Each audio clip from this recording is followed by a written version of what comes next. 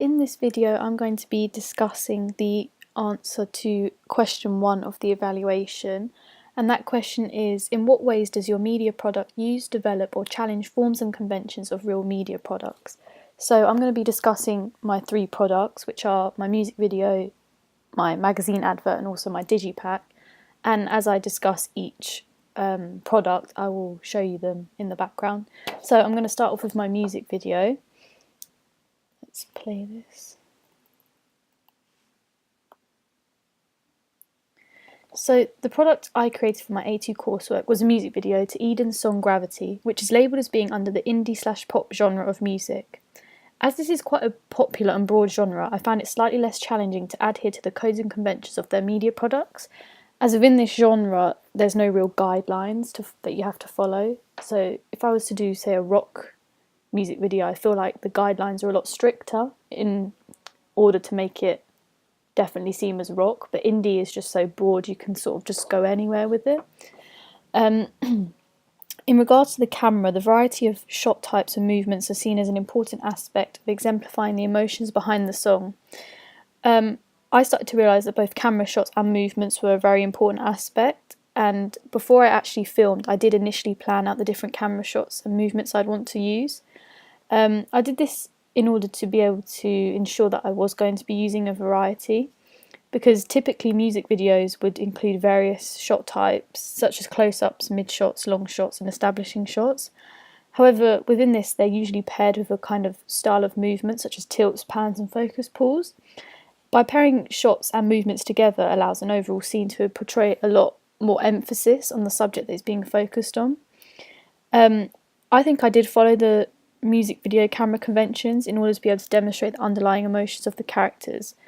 At the very beginning of my music video I used an extreme close-up of both my artist's eyes, and I put the footage in slow motion when editing on Premiere Pro, as this allowed the clip to look a whole lot more meaningful, and I thought that it would capture the audience's attention from a very early stage in the video. This enables a general tone for the video to get set up with the initial feelings of sadness and isolation at the very beginning. In addition to the use of a lot of close-ups being used, I also used a lot of wide shots because my theme for my music video was isolation, and having wide shots makes the artist look smaller in comparison to the actual location, and therefore that gave the kind of sense that he was lonely and just little and no one could see him. However, I did predominantly use close-ups as I felt as though these were the best types of shots to demonstrate the facial expressions of my artist. As they were not lip-syncing, I really needed the facial expressions to become apparent. I believe this adheres to the forms and conventions of a real-life media product, as it does follow the codes and conventions of using multiple different shot types and enabling the overall video to exemplify a variety. Because as well as tone, the variety of camera work makes the video look dynamic and aesthetically pleasing for the audience, as opposed to a typical TV drama where simple camera work would be used in order to focus on the dialogues. In terms of the mise-en-scène, there is not really a specific convention set in stone for music videos, as they are all able to be different, especially under the indie genre. So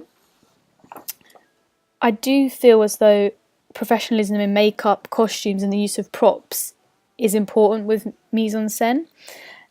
So therefore, in order for the audience to be able to identify the different emotions my character is experiencing throughout the video, I chose to keep the mise-en-scène the same throughout the video. In regards to the hairstyle, costume and props, I also kept them the same. All of the footage was filmed in an outdoor location, which was Eastcote House Gardens, but different scenes were moved to different areas within that location. I also chose to stick to the same location, as I feel that increases the amount of realism that my video is able to portray, as I personally believe that narrative videos come across a lot more professional when they have a sense of realism behind them. This also does follow the uses and gratifications theory of media, that the audience tend to use specific media products because they feel as though they're able to identify with them. So by sticking to the same location makes it more realistic, and then if it's more realistic, people will be able to closely identify with it. For all of the outdoor shots, my actor was wearing ripped jeans for an edgy look and a dark blue coat in order to demonstrate that he had been walking outside for a long time in the attempt to clear his mind, enabling the audience to sort of empathise with him. As well as this, the use of dark clothing also allowed my actor to almost fit in with the outdoor colours around him, portraying him to be lost and just blending into his surroundings as if he has lost all emotions and feelings that he once had. So moving on to the editing of the music video, conventions for pre-existing music videos can vary depending on the genre and tone of the song. However, if you look at the majority of music videos, they almost all use fading transitions and jump cuts. So therefore, I did decide to incorporate both of these editing techniques within my music video. As I was editing on the software Premiere Pro, it made it rather simple for me to be able to cut down the footage to fit it to the beat of the song. I thought that putting it to the beat of the song was a good idea because it was able to link the actual visuals with the song, not just having completely different visuals, because I feel like for a song to be able to connect with the audience, it needs to also portray it in the visuals. So certain beats are literally on certain cuts on my video.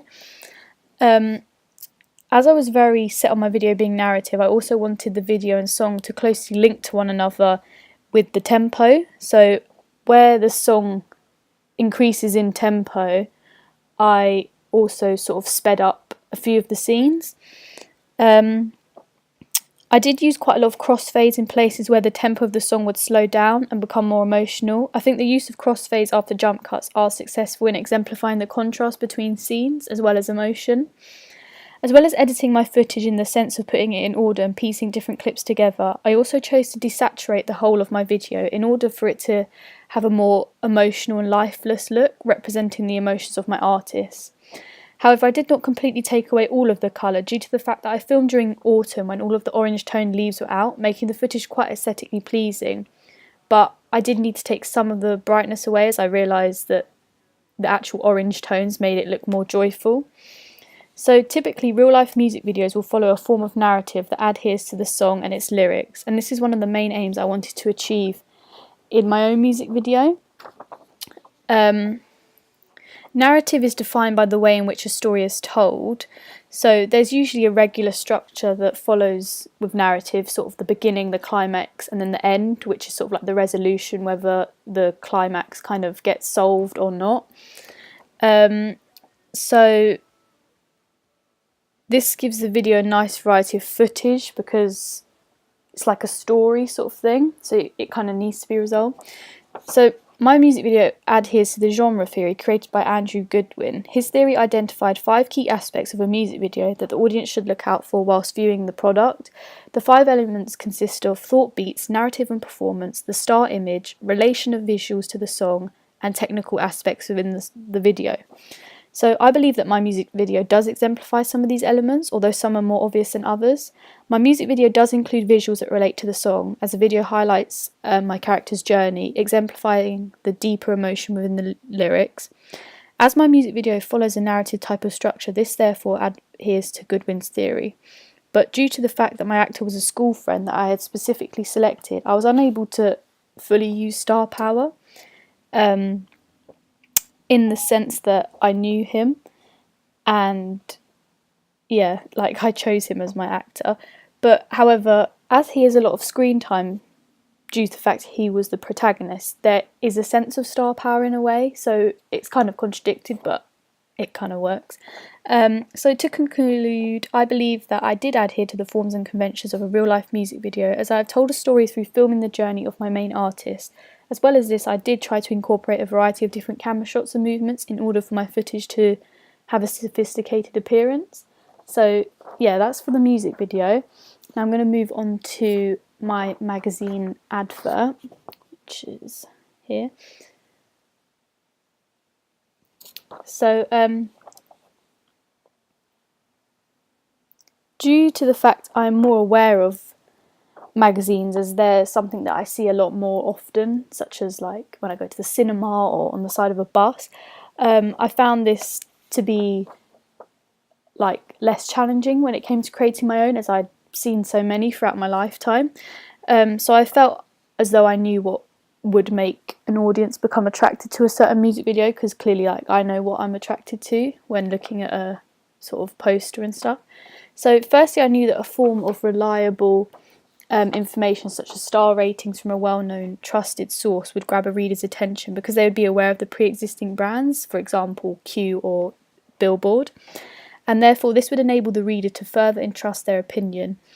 I did also want to incorporate different platforms of social media, due to the fact that social media is just such a huge element in our lives today, and I believe that by including this on my advert would definitely catch the attention of the target audience, especially as I've put my target audience of people from the age of 16 to 35 years old. So previously I did conduct a similar product research into pre-existing magazine adverts, looking at what techniques were being used in order to promote the video, and I wanted to ensure that I myself use similar techniques to make my advert look professional as possible.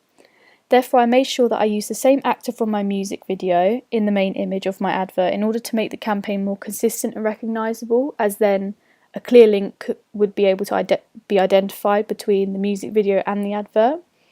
I also used a shot of my actor looking over the side of a bridge, which was actually a screenshot from an element of footage placed within my music video, enabling the audience to instantly make that link between them again. I also attempted to make the image look more professional by editing it, putting another layer of the same image on top but decreasing the transparency, making it look as though another person was coming out of the original image, perhaps connotating a second personality to be present. This would intrigue the audience's attention, as it was more of an unusual image, allowing the audience to question what is going on and want to find out more. So, as well as the main image, the album's title, end credits, and Eden's name is also a very important feature that needs to be included on the advert, as this is showcasing the entire album. So therefore I ensured that the advert was showcasing Eden's most famous song, which is in fact the song I used in my music video, Gravity. And this enables the readers to completely exert their attention to the advert, as they would have most likely heard of the more mainstream song. Regarding different typography elements, my magazine advert does follow the typical forms and conventions of a magazine advert, as I chose to have the album's title placed in the very centre of the page, and this too is the largest element of font. So yeah, most successful magazine adverts to include this feature. There's only been 2 different fonts used on my magazine advert, as I didn't want it to look messy. I think by sticking to around 2 fonts for the different types of elements of information just allows it to look a little bit more professional and organised. So I've used a much bolder font for the album's title and the date of its release, whereas I've used a much smaller and skinnier font for the reviews, which are still an important aspect as they are on the poster, but they don't need to stand out completely. So therefore I believe that I have adhered to the conventions of magazine adverts, as well as developing them slightly. Moving on to my digipack, which is here. So when I first created my digipack, I wanted to ensure that I too kept with the whole consistency element in order for all the products to link together and become one recognisable campaign. I decided to create a 4-page digipack, as I felt that having 6 pages would be a little too much, and I was able to keep the consistency a lot closer by just having 4 images that closely related to the music video and the advert. As all the images I've used are actually screenshots from my actual video footage, so I thought that if I had 6 pages I would sort of struggle to find any more images. I kept the main image the same as the image that's on the music advert, as most successful digipacks typically do this too, because it allows the whole album to become a whole lot more recognisable, as once people see the digipack they too will be able to identify the magazine advert and perhaps even the music video itself. In addition, I chose to predominantly use images that I was able to collect from my footage, as this again meant that anyone who had seen the music video prior to the album would be able to recognise it. I also kept the typography on the digipack the same as the typography that's found on my magazine advert, as this too allows consistency. As well as this, I followed the conventions and included a track list, as this is a feature that is seen on all digipacks. I followed the typical convention of having the track list on the back of the digipack, as I felt as though this was the most suitable place to have it. The title and picture of the actor Andre, who I filmed in my music video, were also used in the advert so that all of my products would link them and be able to be sold as one campaign. So to conclude, for all three of my products, I think I have stuck to many of the typical codes and conventions of these three media products. However, I have missed out on some and adapted some slightly. Therefore, I think I predominantly have stuck to the conventions.